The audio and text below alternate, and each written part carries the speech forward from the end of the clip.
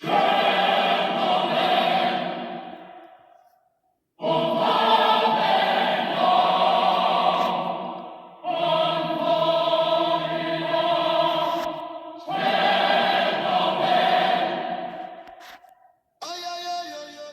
can celebrate a historic victory for our country. A new legal decision will help to shape the future of Grand Bahama and our entire country. For the first time, an independent tribunal has ruled that the Grand Bahama Port Authority is liable and must make payments to the government. The liable that he should be referring to is already documented in the Hawksbill Creek Agreement. But he wants you and me to believe this statement is in reference to the $357 million. Now, I want you to listen to what he didn't tell you. Tell you the man is a master deceiver, criminal defense lawyer. For the first time, an independent tribunal has ruled that the Grand Bahama Port Authority is liable and must make payments to the government. An international arbitration tribunal recently dismissed in full the Bahamian government's $357 million reimbursement claim against the Grand Bahama Port Authority. The tribunal ruled that the government was not entitled to the payments as claimed under the Hawksbill Creek Agreement, though it affirmed the state's ongoing regulatory authority in Freeport. Additionally, the tribunal found the government in breach of the agreement for failing to approve environmental bylaws proposed by the GBPA, with further proceedings to determine potential damages. In this proceeding, it was also discovered that the government of the Bahamas is in breach of contract because they did not institute environmental bylaws. Now they have to pay the port. And you know where the money coming from? The taxpayers. The arbitration tribunal confirmed that the Hawksbill Creek Agreement remains binding until 2054. Key findings for the future include payment obligations. The tribunal established that a review mechanism within the agreement is active and enforceable. This means the GBPA is liable to make annual payments to the government for administrative costs through 2054.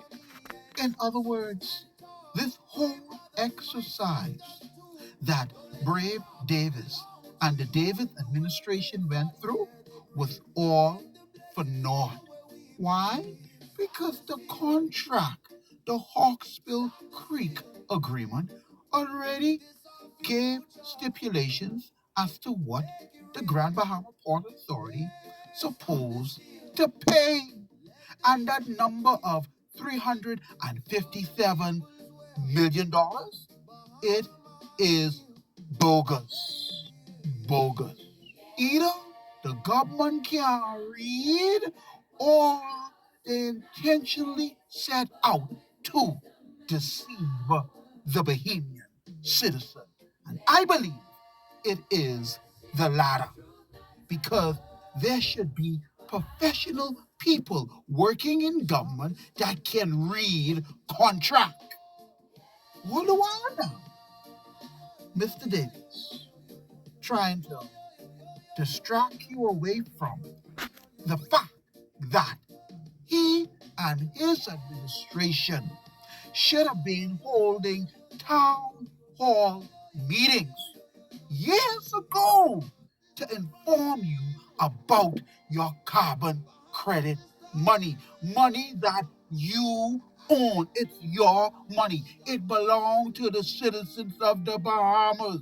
But he's so busy thieving our money and trying to get away with it that he's getting himself embroiled in all kind of unnecessary confusion.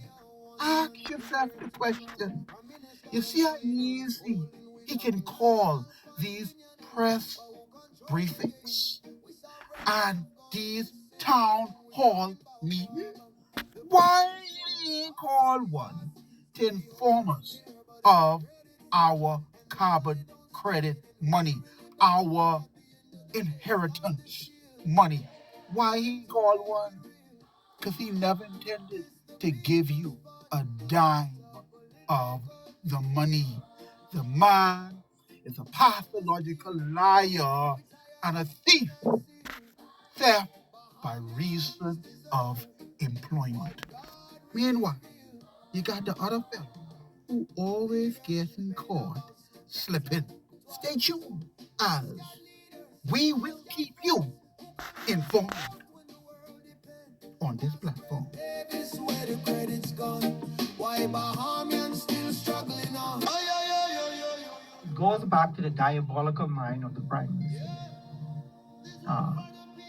And let's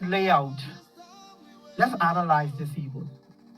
And we're going to do it through the three acts that they've passed through Parliament. The three acts. Mm-hmm. So the Prime Minister came to office September 2021. They met the Sovereign Wealth Fund Act in place. Yes, they did. The Sovereign Wealth Fund laid out a framework of ownership for the Bahamian people. The only intervention the government had in this act was for the initial setup of the accounts.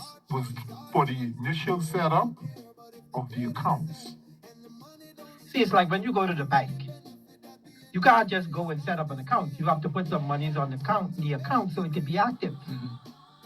So the government operated in that role where they needed to fund the various accounts to have them open. The way this Sovereign Wealth Fund Act is structured.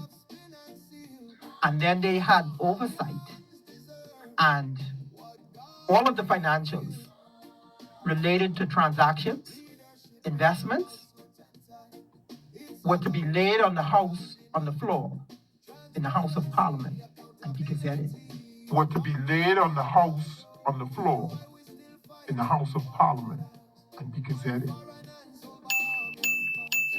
So they had oversight, but they didn't have operation, administration, and managerial responsibilities. Right.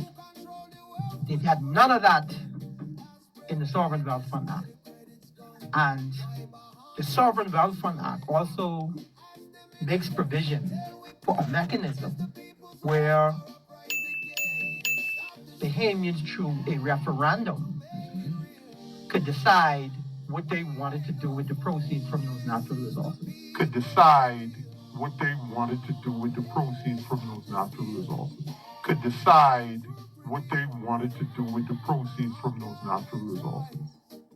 He took that out.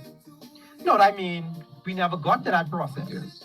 I don't think Bahamians were educated to the point where they actually knew they had a sovereign wealth fund and what it was about. Mm-hmm. There wasn't a widespread education about the sovereign wealth fund.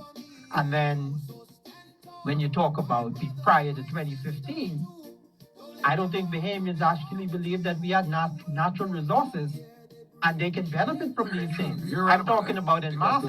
The leaders were saying that all the time. Yeah, they were saying what natural resources or whatever. Exactly. So in terms of the mindset of Bahamians, the government has shifted according to the mindset of Bahamians. And that's why I keep telling Bahamians that you're in charge. They stopped saying we don't have natural resources now. Why? Because the minds of the Bahamian people have been shifted through education, through research, education, and just the proliferation of information. When you become overwhelmed with information that you can't deny it any longer. Right, yeah. You got to admit it. This is what's actually happening. But you admit it by quietly admitting it without saying a word. And that's what we have going on here. Stop the steal. Stop the steal. It's not a one-man or two-man show. Stop the steal is on a very unique frequency at this point and time in our life. Every Bahamian citizen must get their hands and their feet dirty. We need your support.